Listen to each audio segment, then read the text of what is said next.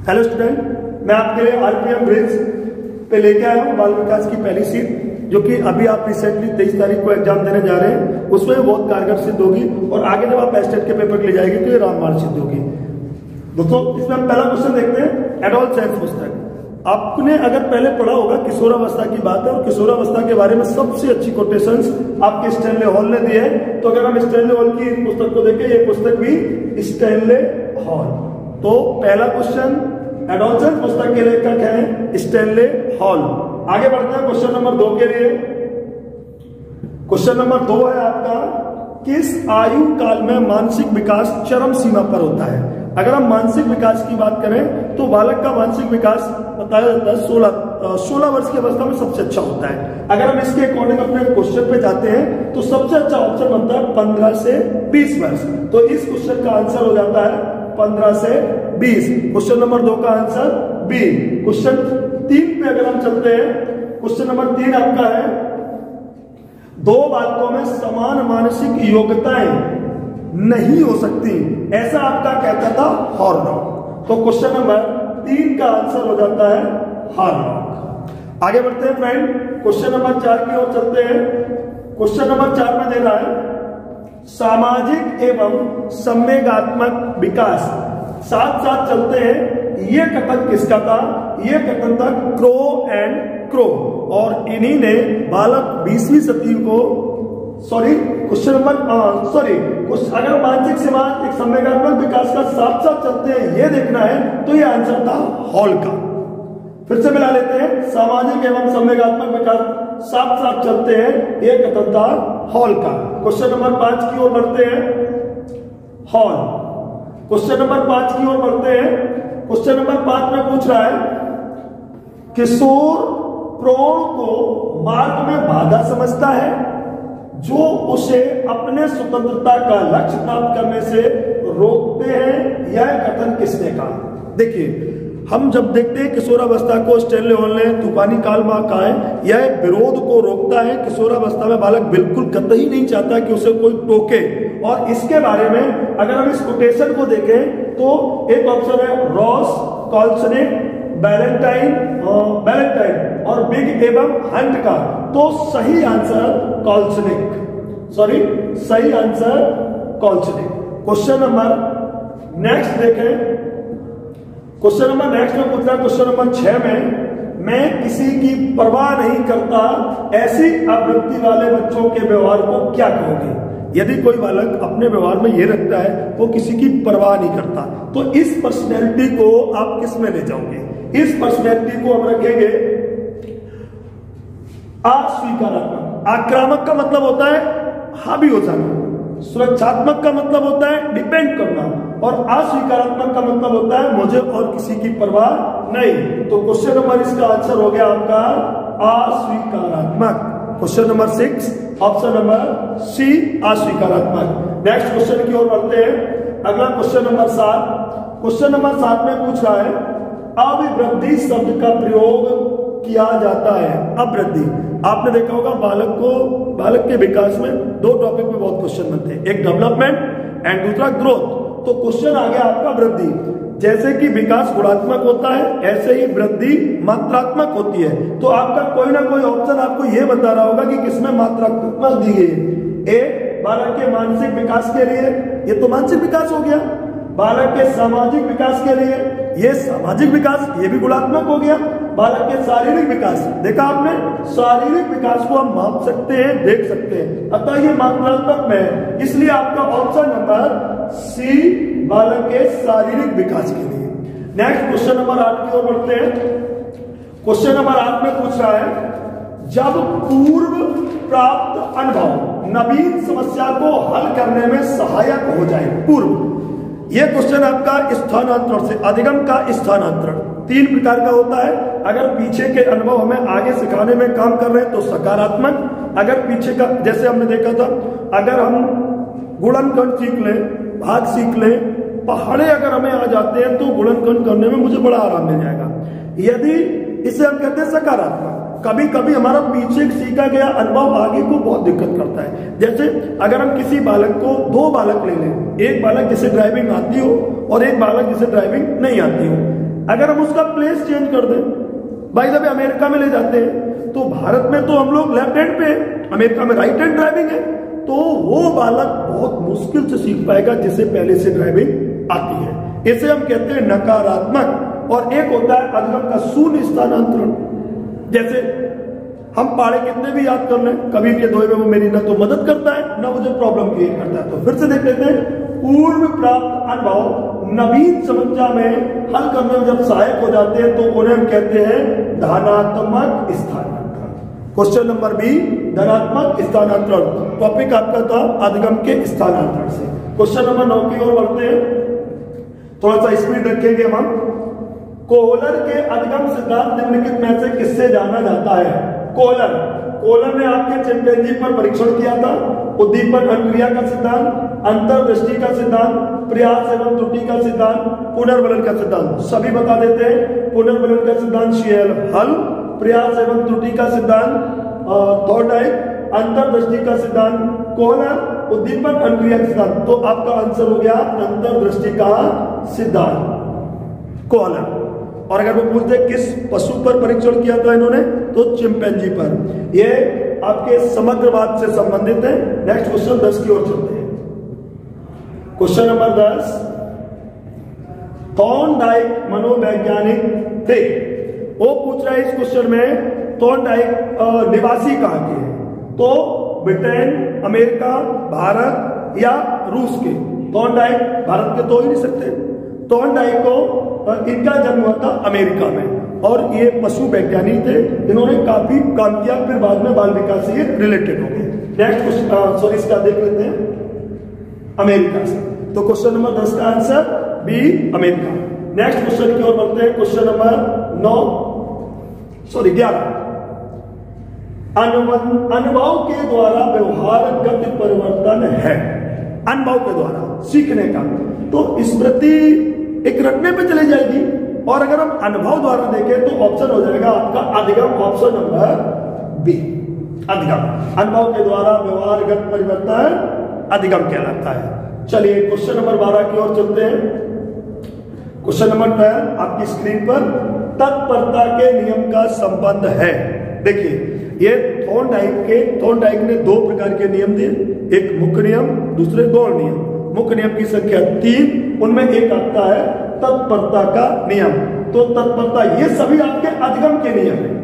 तो इसका ऑप्शन हो जाएगा ऑप्शन ए, थॉर्नडाइक तत्परता मुख्य नियम में से एक अधिगम से। क्वेश्चन नंबर 13 की ओर चलते हैं।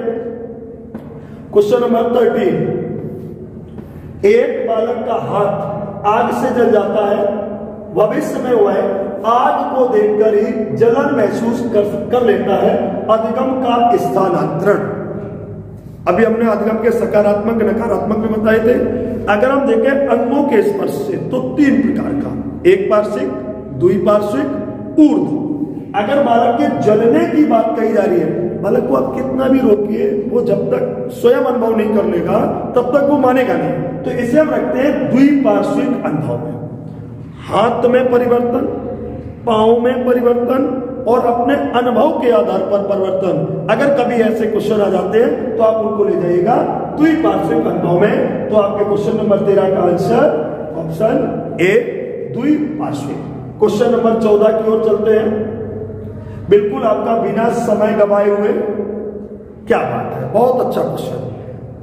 अगर कभी गेस्टोल्ट का अर्थ आ जाए, गेस्टोल्ट तो आपकी गेस्टोल्ट का पूर्णाकार, समग्राकार, इन प्रकार से रिलेटेड कोई ऑप्शन आ जाता है तो व्यवहार के रूप में गलत आंसर, परिवर्तन के रूप में गलत आंसर, मशीनों के रूप में गलत आंसर, समग्रवाद के रूप में, समग्र या पूर्णाकार, आप ये इस नाम से भी इसको देख सकते हैं। पूर्णाकार 2 प्रकार से कभी भी आ सकता है, तो अपने कॉपी पे नोट करते चलिएगा। गेस्टोल्ट समग्र, कोहलर, कोफका, लेविन, ये मनोवैज्ञानिक इससे रिलेटेड है। हम बढ़ते हैं क्वेश्चन नंबर 15 की और आपकी स्क्रीन पर क्रियात्मक अनुबंधन की। पहले तो हम इसको ये लेते हैं, क्रियात्मक अनुबंधन होता क्या है। क्रियात्मक अनुबंधन बालक के, ये भी संज्ञान से रिलेटेड है और संज्ञानात्मक विकास को 3 मनोवैज्ञानिकों ने दिया है।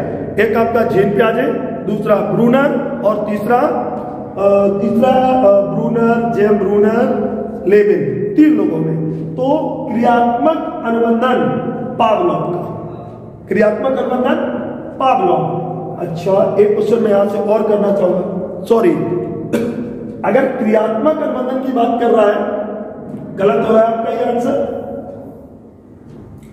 आपका अगर हम क्रियात्मक अनुबंधन की बात करें तो स्कैनर नहीं है, स्किनर होना चाहिए। इसको ठीक कर लेते हैं, स्किनर, और आपका सही आंसर भी हो जाएगा स्किनर, क्रियात्मक अनुबंधन। क्वेश्चन नंबर 16 की ओर चलते हैं। उत्तेजना व्यक्ति को सहायता, उत्तेजना कह सकते हो, एक संवेग कह सकते हो। उत्तेजना व्यक्ति को सहायता करती है उद्देश्य प्राप्ति में। किसमें स्टूडेंट? उद्देश्य प्राप्ति में। आप देख सकते हो अपनी कॉपी पे, क्वेश्चन नंबर 17 को देखते हैं आपकी स्क्रीन पर। आज मौसम थोड़ा सा शुष्क होने के कारण थोड़ी सी प्रॉब्लम हो रही है, नेक्स्ट वीडियो में आपको ये ठीक मिलेगा। एक विकलांग बालक अत्यधिक परिश्रम करके कक्षा में प्रथम आने का प्रयास कर रहा है। जाहिर सी बात है, विकलांग है, हमें उसे अतिरिक्त मदद करनी पड़ेगी, और अगर वो ऐसा करता है तो हमें उसे शाबाशी देने में मेरा कुछ जाता नहीं है। अगर हमने उसके हौसले को बढ़ा दिया तो और भी प्रयास करने का प्रयास करेगा। देखते हैं क्या ऐसा कुछ क्वेश्चन आ रहा है। यस, पुष्टिकरण, पुष्टिकरण का मतलब वो संतुष्ट हो जाता है, इससे बिल्कुल नहीं होता। प्रक्षेपण का मतलब होता है उसको एक्सप्लेन कर, जो दिखाना चाहता है नहीं दिखाना चाहता है। प्रतिगमन, इसका मतलब उसने किसी और से लिया नहीं, ये कर रहा है अपनी क्षतिपूर्ति को, और यही चीज उसमें बालक में डेवलपमेंट लाएगी। नेक्स्ट क्वेश्चन नंबर 18 की ओर चलते हैं। एक छात्र का अधिगम निम्न में से किस पर निर्भर नहीं करता? अधिगम का मतलब होता है व्यवहार में परिवर्तन, जो कि जीवन पर्यंत चलने वाली प्रक्रिया है। अब उम्र एवं परिपक्वता पर डिपेंड करती है, या पूर्व अनुभवों एवं अधिगम पर डिपेंड करती है, आर्थिक स्थिति पर डिपेंड करती है, अभिप्रेरणा पर डिपेंड करती है। देखिए, अगर वो अधिगम की बात करता है, मोटिवेशन पे तो डिपेंड करेगा ही, अनुभव एवं अधिगम पर करेगा, उम्र एवं परिपक्वता पर। परिपक्वता तो ये आपका अंतिम उत्पाद होता है, तो आपका आंसर हो जाएगा आर्थिक स्थिति। ये एक नकारात्मक ऑप्शन था जो मैंने आपको बताया। क्वेश्चन नंबर 19 की ओर चलते हैं। 30 क्वेश्चन हम आपको इस शीट में लाए, और अगले 30 क्वेश्चन आपको अगले वीडियो में मिलेंगे। पावलोव के प्रयोग में कुत्ते का घंटी बजने पर लार आने की क्रिया कहलाती है। देखिए, अनुबंधन का सिद्धांत बताया गया था। इसमें कुछ क्रियाएं होती हैं स्वाभाविक होती हैं, और कुछ क्रियाएं आपकी अनुभविक होती हैं। जैसे भोजन देख के लार आना स्वाभाविक है, लेकिन एक घंटी को सुन के लार आना, और इस परीक्षण में यही किया गया था। पावलोव के प्रयोग में कुत्ते का घंटी बजने पर लार आने की क्रिया कहलाती है संबंधित अनुक्रिया का। ये देखिए, थोड़ा सा यहाँ एक प्रॉब्लम हो गई है, जैसे प्राकृतिक अनुक्रिया लिख गया है, इसको भी आप लोग अनुक्रिया कर सकते हैं। यहाँ बेटा अनुक्रिया, अनुक्रिया, तो सही आंसर है संबंध, संबद्ध, संबद्ध अनुक्रिया, सही, संबद्ध अनुक्रिया। अब हम बढ़ते हैं क्वेश्चन नंबर 20 पे। क्वेश्चन नंबर 20, 3H, बहुत अच्छा क्वेश्चन। ऐसे आपको ढूंढना है H H H, इसमें आ जाएगा तुम्हारा हेड, हार्ट, हैंड। इन संप्रदायों से संबंधित एक ऑप्शन है आपका पावलोव, एक ऑप्शन है आपका पेस्टोलॉजी, और एक ऑप्शन है आपका हर्बर्ट तथा जॉन डेवी। तो 3H जो हेड, हार्ट और हैंड, ये आपके पेस्टोलॉजियों ने दिया था, तो इसका आंसर हो जाएगा पेस्टोलॉजी। और हम आपको बता दें, मनोविज्ञान में बाल विकास या बाल विकास के अध्ययन की अगर बात की जाए तो सबसे पहले पेस्टोलॉजी ने इसमें काम किया था। नेक्स्ट क्वेश्चन नंबर बढ़ते हैं हम लोग 22 क्वेश्चन नंबर 21 सॉरी। इमली का नाम लेने से मुंह में पानी का आ जाना, यह कारण निम्नलिखित में से कौन से सिद्धांत पे जाएगा? अगर हम देखें इमली का मुंह पे देखें, भोजन देख के ला रहा ना, या कभी कभी हम जब मार्केट की ओर निकलते हैं, भूख होती है और भूख के सामने जब भोजन आ जाता है तो बहुत जल्दी एक्टिवेट हो जाता है। इसे हम कहते हैं उद्दीपक प्रतिक्रिया या उद्दीपक अनुक्रिया। इसे आप किसी भी नाम से नोट कर सकते हो अपनी कापियों में। तो इसका सही आंसर हो जाएगा उद्दीपक प्रतिक्रिया का सिद्धांत। अब बढ़ते हैं क्वेश्चन नंबर 22 की ओर। इन क्वेश्चनों को साथ ही साथ आप नोट भी करते चले। एक विद्यार्थी दो वस्तुओं के मध्य भेद समझ चुका है, वह किस शैक्षिक उद्देश्य की प्राप्ति तक पहुंचना चाहता है? अगर वो भेद जान गया, इसका मतलब वो बोध की ओर बढ़ रहा है। तो इसका सही आंसर हो जाएगा अवबोध। इसके बाद क्वेश्चन नंबर 23 की ओर बढ़ते हैं हम लोग। पुनरावृत्ति का सिद्धांत किसने दिया था? पुनरावृत्ति का सिद्धांत दिया था आपके पावलोव ने। तो क्वेश्चन नंबर 23। इसके बाद बढ़ते हैं क्वेश्चन नंबर 24। क्वेश्चन नंबर 24 में बच्चों पूछ रहा है संप्रेषण किसे कहते हैं? विचारों के आदान प्रदान को संप्रेषण कहते हैं। ये आपकी किसी भी परिभाषा में मिल जाता है, तो बहुत अच्छा क्वेश्चन है। और ये क्वेश्चन मुझे ऐसा लगता है कि अगर आपके बाल विकास में नहीं आता है, हिंदी में आ जाएगा, आपकी अंग्रेजी में आ जाएगा, संस्कृत में आ जाएगा। तो इस क्वेश्चन को सब लोग नोट कर लें। विचारों का आदान प्रदान किया जाता है संप्रेषण। तो आंसर हो गया आपका विचारों का आदान प्रदान संप्रेषण। पेन वर्क नहीं कर रहा है, कोई बात नहीं। छोटे बच्चों को खरगोश के खिलौने की चीख आवाज के माध्यम से भय से संबंध किस मनोवैज्ञानिक ने स्थापित किया था? तो इसमें आ जाएंगे आपके पाइन, पावलोव, गेने एवं बार्सन। छोटे बच्चों के लिए खरगोश की आवाज में काम किया था बार्सन। तो इसका ऑप्शन हो जाएगा आपका बार्सन। Next question.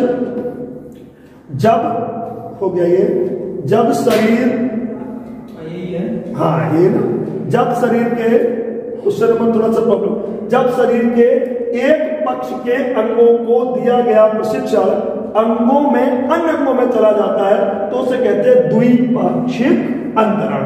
Option number C. इसके बाद देखा क्वेश्चन नंबर 28 में, सॉरी 27। टेक्नीशियन थोड़ा सा प्रॉब्लम कर रहा है ये बोर्ड। क्वेश्चन नंबर 27 स्क्रॉल करके बढ़ा दो थोड़ा सा।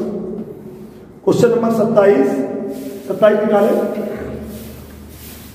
क्वेश्चन नंबर 27 आपके सामने। क्वेश्चन नंबर 27, शिक्षा को त्रिमुखी प्रक्रिया, लॉलीपॉप क्वेश्चन, जॉन डीवी। शिक्षा को त्रिमुखी प्रक्रिया का कथन कहा है जॉन डीवी ने। शेष क्वेश्चन नंबर 28, संभावना सिद्धांत के प्रतिपादक टॉलमैन, लेविन, थॉर्नडाइक, कोलन। अगर हम संभावना सिद्धांत की बात करें तो टॉलमैन। क्वेश्चन नंबर 29 को देखते हैं।